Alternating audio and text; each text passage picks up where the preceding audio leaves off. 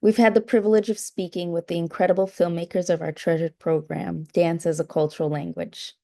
And now I want to share some excerpts of those conversations with you. What we've all witnessed today is a selection of films in which the body is a central space where knowledge is held, passed on, and or negotiated through dance and ritual. In the next few minutes, you will meet the filmmakers who will provide some context on the cultural expression of their respective communities they represent through their films. I situate myself as a multidisciplinary person. Mm. So, but the core remains the exploration with the body.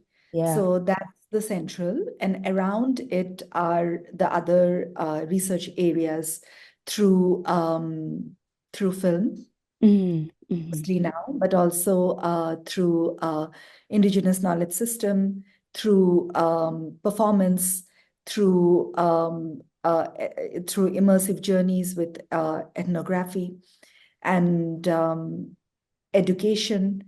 So yeah, so rituals. So it's kind of like intersecting with many things, but the core of it is the body.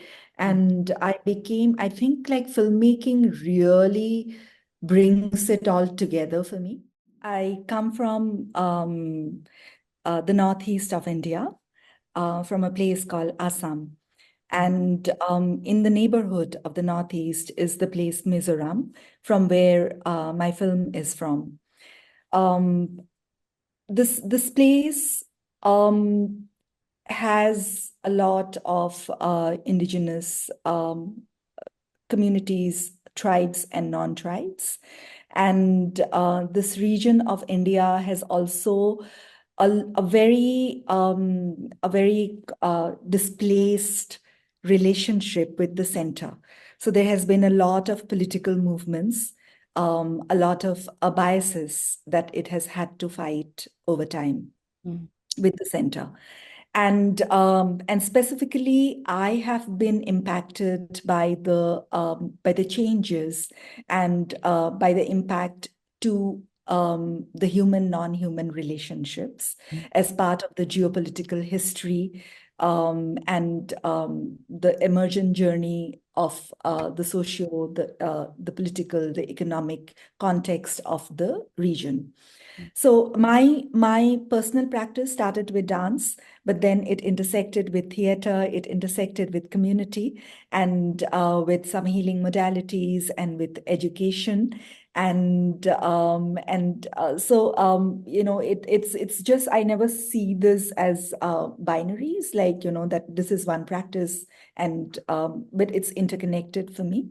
And the choreographer in me meets the dancer, the performer, the theater artist, the educator, and the researcher working with ritual, working with indigenous knowledge system. This film, Mao, The Spirit Dreams of Cheraw, is from Mizoram, as I said, and Mao in Mizo language means bamboo. It's like a tip of an iceberg film. There is so much to that relationship to be spoken about. This is just one story coming from that relationship. And this particular story is around maternal histories and ecofeminism and about death as well. And it goes into a kind of a exploration of this forgotten history of the story of a spirit of a woman who has died and is longing for her child that she has just given birth to. So it's an exploration of how the community is able to pacify the spirit in her journey in the afterlife.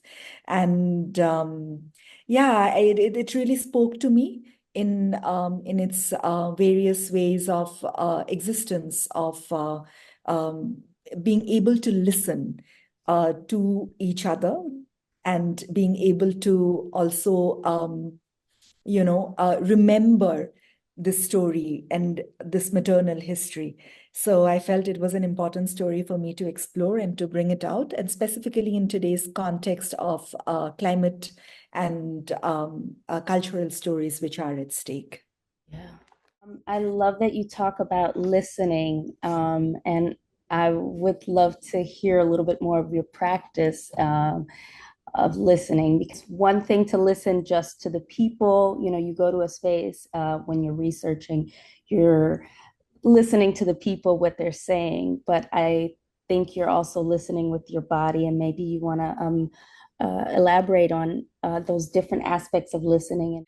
Yeah, while from the beginning of Mao, uh, when I reached location, huge part of the process was about really being present in location and to not be in this process of carrying the choreographed body already, but to arrive there and to be this ecological body, this environmental body, and also this body that is contextual to what the materiality of the location is, to the climate, to the sensations of the sun, to the ground, to what bamboo am I touching?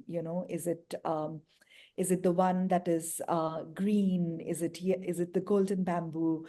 So to arrive at this place of sensorial existence of and then allow the body um, to to be in that, to breathe that, and find a different kind of a download, perhaps, of information from this conversation.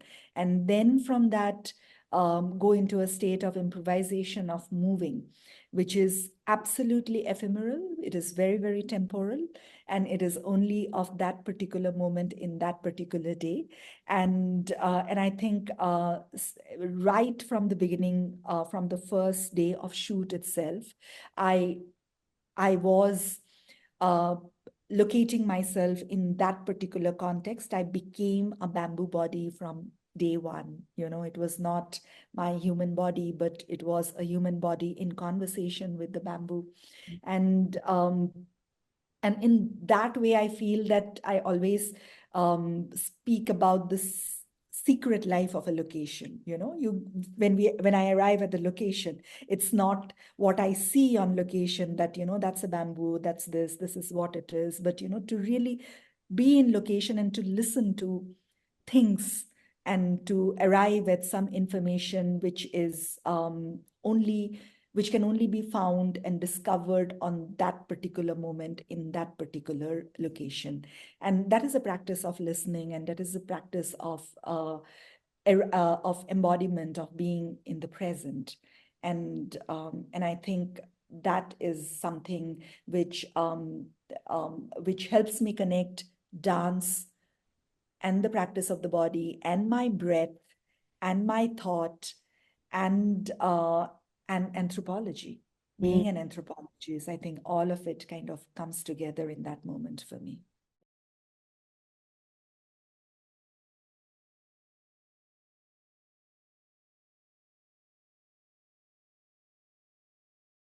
So I'm from a small island called Rotuma, which is near Australia, New Zealand, above Fiji, below, Wallis and Futuna. So we say we're in the center of the Pacific, but other countries say that they are the center. So yeah, and a lot of my work is centered, just around storytelling. Because we come from such a small, very isolated island. We're one of the sort of, I guess, disappearing nations in the world, and so very few people know who we are, where we come from. And so a lot of my work centers around one, trying to share those stories, and predominantly for our own community, because we really want our kids and our future generations to kind of know where they came from, because we always have this saying in our culture, like, if you don't know where you came from, you will just have a very wayward path, because we're traditionally navigators, right? So in order to get somewhere, you always have to have your steering point, but the point on how to get back, right? So if you don't know how to go back, then you're going to have this wayward path forward. So yeah, that's always kind of driven my work. I found it really beautiful to hear that there is a weaving of ancestor stories with dancer stories. And in other words, there's an embodiment of ancestors through the practice of dance, right? And song. And I would love to hear a little bit more about that. Could you elaborate on this cultural practice and the significance it has today? Yeah, I mean, for my community, weaving is quite a significant part of our cultural practice. And for us, it's an adornment. So for us as dancers, as performers, we get adorned by these woven pieces, and they're made by women who where the weaving skill is passed on from generation to generation, and so so the ancestors are woven into what we call, so ape is like the fine mats in our culture, and so they're usually used either for ceremony, or like for special things. So they're not ones that you sleep on or walk on. And so, I've heard a lot of our elders talking about how the ancestor spirits are woven into the apes, because some of them take months and months to make. And so, these women have a very deep spiritual connection to their work. And, and to do that kind of work, it takes a lot of that connection. And, and so you can see the ancestor stories in the woven pieces. And so when we as dancers or performers then put it on us, it's like you're being clothed with that. You really feel that. Like there was a part in the film where you see the women kind of wrapping the girls in the mats, and yeah, so you kind of feel that you almost take on like a very regal persona, and so you feel like you've been bestowed with that. And our culture is also very performance and oral based. So a lot of our ancestral knowledge is passed on through stories. And storytelling for us is not just one medium. So it can be, we've never had a written culture until, so the last couple of 100 years. And so ancestral knowledge was passed on through storytelling around the fire, through dance, through chants.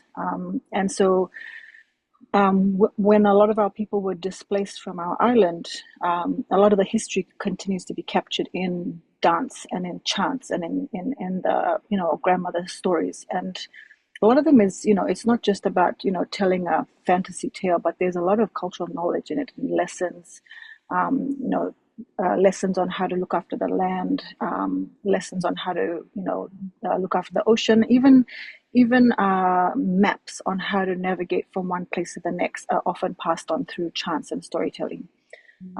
Yeah, so I think that's where that line kind of captures that.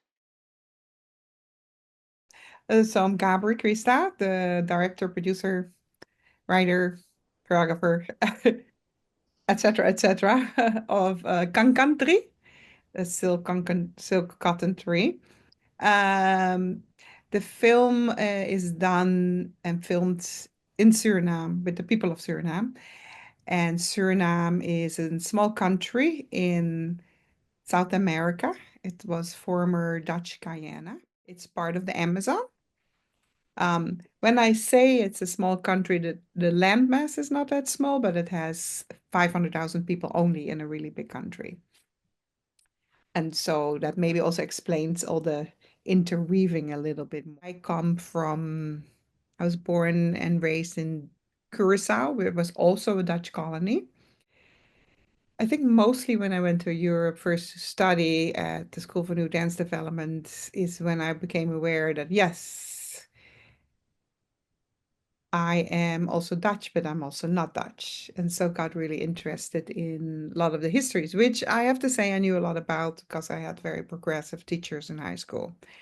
And first, I think even my first evening length piece, Orange Melted, dealt with that and being Dutch, but then not being fully seen as Dutch because of being from the colonies, but it's your first language, etc., etc. So it's been a theme in my work in different times, in different forms, in different shapes, like sort of really researching what is that? What it does it mean to be a child of the colonies?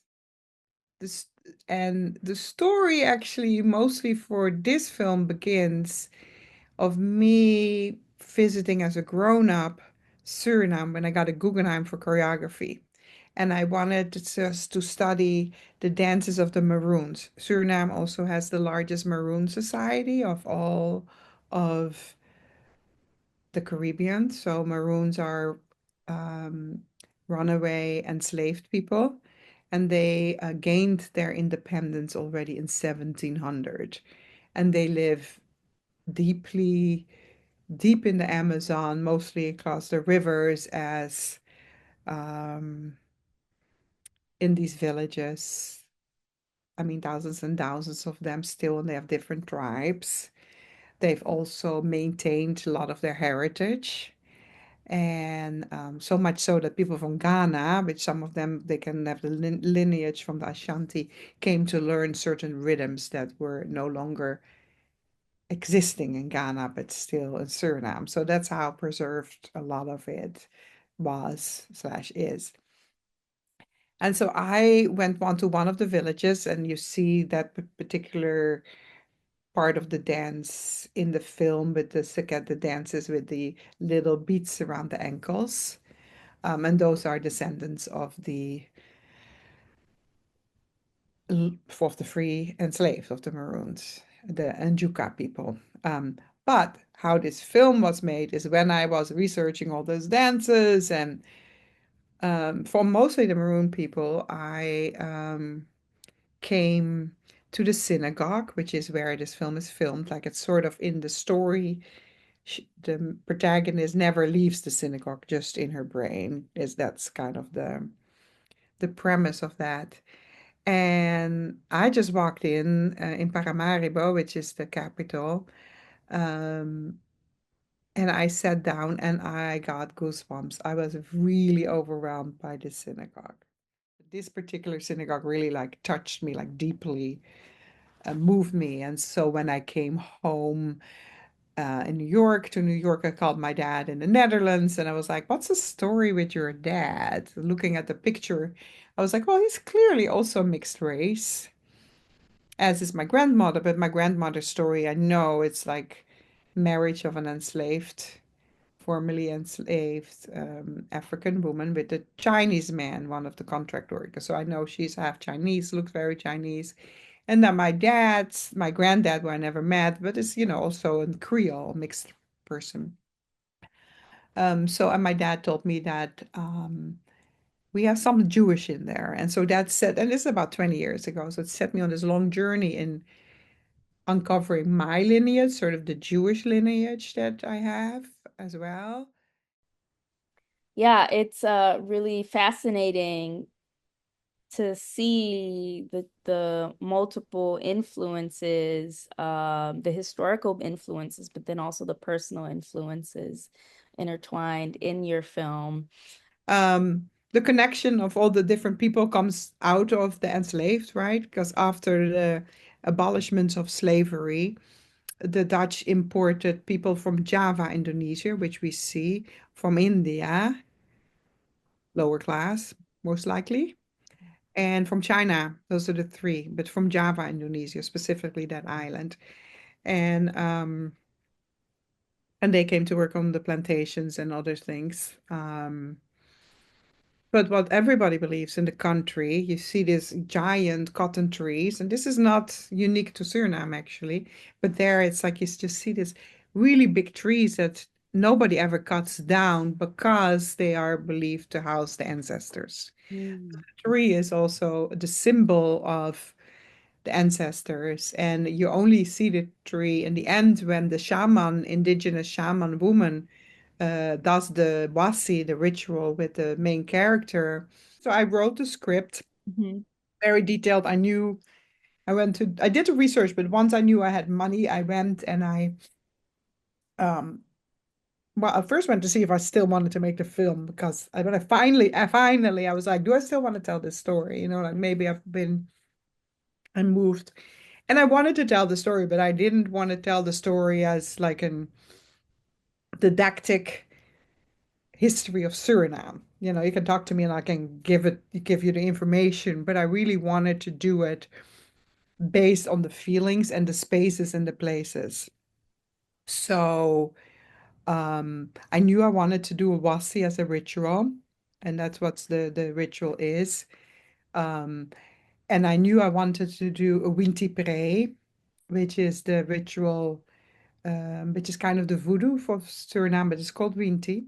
So the body and the spirit level on the ancestors. So I think they are not in. I think they are. They exist together in space.